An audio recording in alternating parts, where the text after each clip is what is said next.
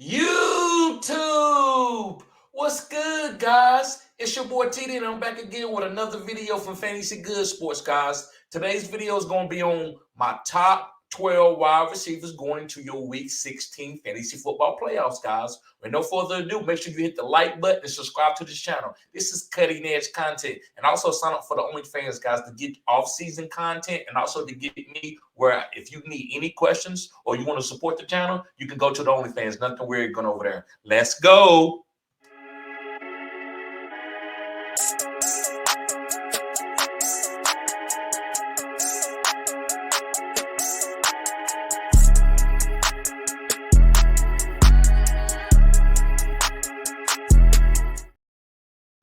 So, guys, let's get started.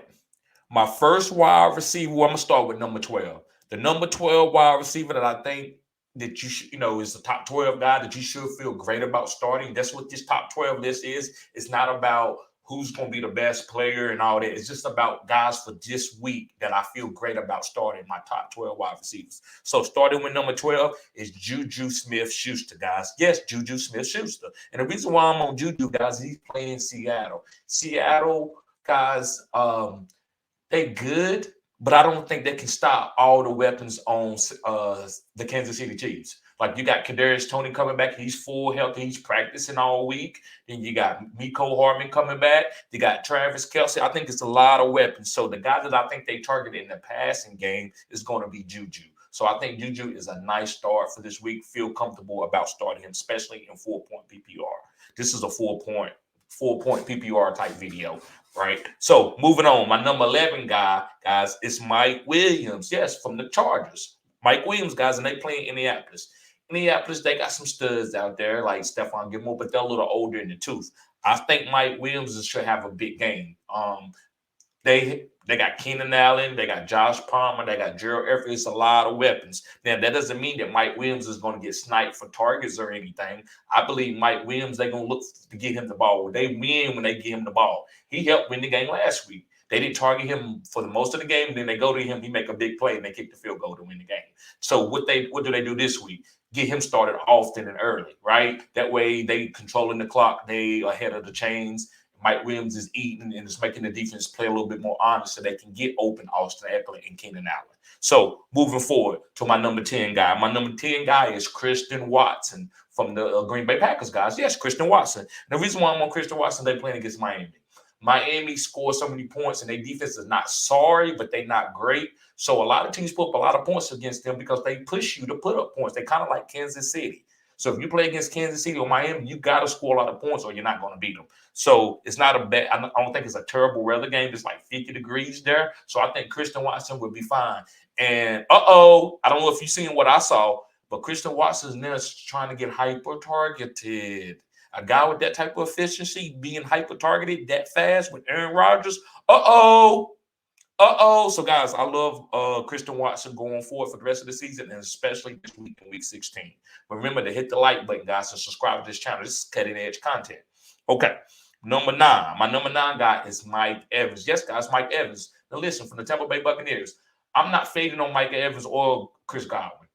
Tom Brady is throwing the ball 40 to 50 times. That's a fantasy target right there. I don't care what else people are saying. And with the pedigree, right? So with the pedigree of Mike Evans leading the NFL, and since he's been in the NFL with touchdowns, guys, it's got to come. It's got to come. So volume's going to equal touchdowns. So I like playing Mike Evans, especially against Arizona, where their team is kind of depleted, right? Because of Kyler going down, other reasons, they just don't really have a lot to play for. So to me, that helps Mike Evans in fantasy. All right, moving forward to my number 8 guy. My number 8 guy, guys, is DJ Moore. Yes, guys, DJ Moore. And the reason why I'm on DJ Moore is he's playing against Detroit.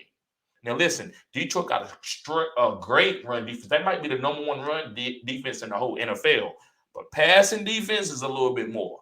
So I think Sam Darnold hyper targets DJ Moore, tries to get him targets no matter what, to find out what DJ Moore is. Also, just to use him because he is a good player and he hasn't been used correctly all season. So now that Sam Darnold is in there, they're trying to hyper target the guy. I think DJ Moore is going to boom. I would play him for the rest of the season, and I wouldn't worry about the matchups per se. But this matchup against Detroit is really good in the secondary because that's how you exploit Detroit, not with the run game. Moving on. to my number 7 guy, guys. Yes, my number 7 guy, and it's Keenan Allen. Yes, Keenan Allen. So I have Mike Williams and Keenan Allen. So if you got both of these guys, you squeeze that. You play both of these guys. Both of them is going to eat against Indianapolis. This is a high octane offense. Now, Justin Herbert hasn't been great for me, but I think he's going to pick up, and I think he's going to be good enough to start in the fantasy football playoffs with all these bad weather games. And this is a good weather game per se. I'm playing Keenan Allen all day. He's going to get hyper target. He should catch 8 to 10 balls, and maybe less than 80 yards and maybe a possible TD. And that's good enough for me in fantasy and PPR. So moving on, guys. My number 6 guy is Chris Godwin. Yes, I got Mike Evans and Chris Godwin from the Tampa Bay Buccaneers on this list. And the reason why is Tom Brady is he's going to hyper target these guys. He's done it every game of the season. Well, the targets might be off here and there for a little bit, but both of these guys are getting 10 plus targets. And they played against Arizona. Arizona can't stop a nosebleed. So I'm going to squeeze all the weapons on this team, even the running backs. I'm playing everybody from Tampa Bay that are starting. Leonard Fournette, if this was a running back video, I would tell you to start him too. Rashad White, easy start. So Mike Evans and Chris Godwin are stars. Let's move on to my number 5 guy, guys. I'm sorry, number 5 guy. And it's DK Metcalf. And he's playing against Kansas City. And I'm starting DK. There's no Tyler Lockett this week. So DK should have 10 plus targets. And Kansas City is giving up at least 20 points to every wide receiver that plays against them, I think, all season. Maybe one wide receiver didn't have 20 plus points when they played them. But I think DK is going to get hyper targeted. He's going to have a chance for boom plays down the field. Geno has been fine. Kansas City is okay on defense, but they're not good enough where they're going to stop Geno, where Geno's not going to have any touchdowns, or they're going to shut down and double team DK, and he won't have about 4 or 5 targets. I don't think that's going to happen. I think DK gets 10 targets and has a chance to score in this game. He's due for a big 40-point, 50-point game. 40 points, 50 points. 40 points, 50 points. Yes, DK Metcalf. Moving on, guys, to my number 4 wide receiver this week, and it's Amon-Ra St. Brown going against Carolina. Yes, Amon-Ra St. Brown from Detroit. And the reason why I'm on Amon-Ra, guys, I think he's the best slot wide receiver in the game, hyper-targeting. So when it comes to targets and PPR, you can't get a better receiver than Amon-Ra. He's actually matchup proof. He did really well against the Jets. All other wide receivers are dudded you real bad, but because he's a hyper targeted guy in the slot, you can't really game plan against him unless you put your defense integrity at line, and that's why I believe in Amon-Ra. Carolina's not going to be able to stop him, so he should at least get 10 targets this game and give you a nice floor in fantasy football. All right, moving on to my number 3 guy, guys. And my number 3 guy is Davante Adams from the Las Vegas Raiders, and they're playing against Pittsburgh. They got to hyper-target Davante Adams. What else are they going to do? So no matter what his outcome is, you got to play this guy. Don't worry about what he's done in the past. Don't worry about Derek Carr. You got to start Davante Adams, even if you got to move him to the flex. And it doesn't really matter what you call him, flex play, wide receiver 3, wide receiver 19. It doesn't matter. It's Davante Adams. You rolling them out there, no matter how bad the weather is or anything like that. It's Davante Adams. All right. And Pittsburgh's secondary is not that good, too, also. All right, guys, moving on to number 2, and it's Justin Jefferson. This is easy. I'm not about to make a soliloquy about these last couple guys because we know what they are, but I just had to put them in the video. Justin Jefferson is going against New York Giants. Do they try to take him away? Yes, but they also got KJ Osborne and Adam Thielen and Tyler Conklin. I mean, not Tyler Conklin, but TJ Hockenson, who can beat you. So I'm not just going to sit there and say that Justin Jefferson can get triple team or double team. No, it's too many weapons on this team, even with Dalvin Cook, to just say that Justin Jefferson could get taken away. I don't believe so. You play Justin Jefferson. Y'all know that. I'm not telling you anything new. And last but not least, the Cheetah, my favorite player in the NFL, well, one of my favorite players in the NFL that I champion all season. I've been doing it since he's been in the NFL. Told people he's the best wide receiver in the game, and he is, because of his explosiveness. It's Tyreek Hill, and he's going against Green Bay. The Green Bay doesn't. Jari Alexander is good, but Jari don't want to come up. You don't want to chase Tyreek. If you want to continue to get a bag for your next coming up contract, don't go against Tyreek because they're going to use that against you. Or maybe they don't. Maybe this lady's call this, well, this is outlier game. You went against Tyreek. Maybe it's like a Jerry Rice effect, right? Where they really kind of threw that game out and just paid you for what you was, right? So Tyreek Hill, I think he's going to score. He's going to have a lot of points. He's going for the Calvin Johnson record.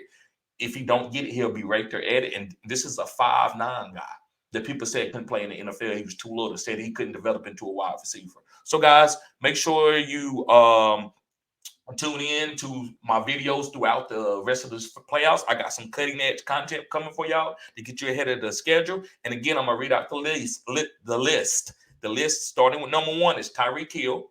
Number 2 is Justin Jefferson. Number 3 is Devontae Adams. Number 4 is Amon-Ra St. Brown. Number 5 is DK Metcalf. Number 6 is Chris Godwin. Number 7 is Keenan Allen. Number 8 is DJ Moore. And number 9 is Mike Evans. And number 10 is Christian Watson. And number 11 is Mike Williams. And number 12 is Juju Smith-Schuster. So, guys, thank y'all for tuning in to Fantasy Good Sports. Y'all have a blessed day. Peace.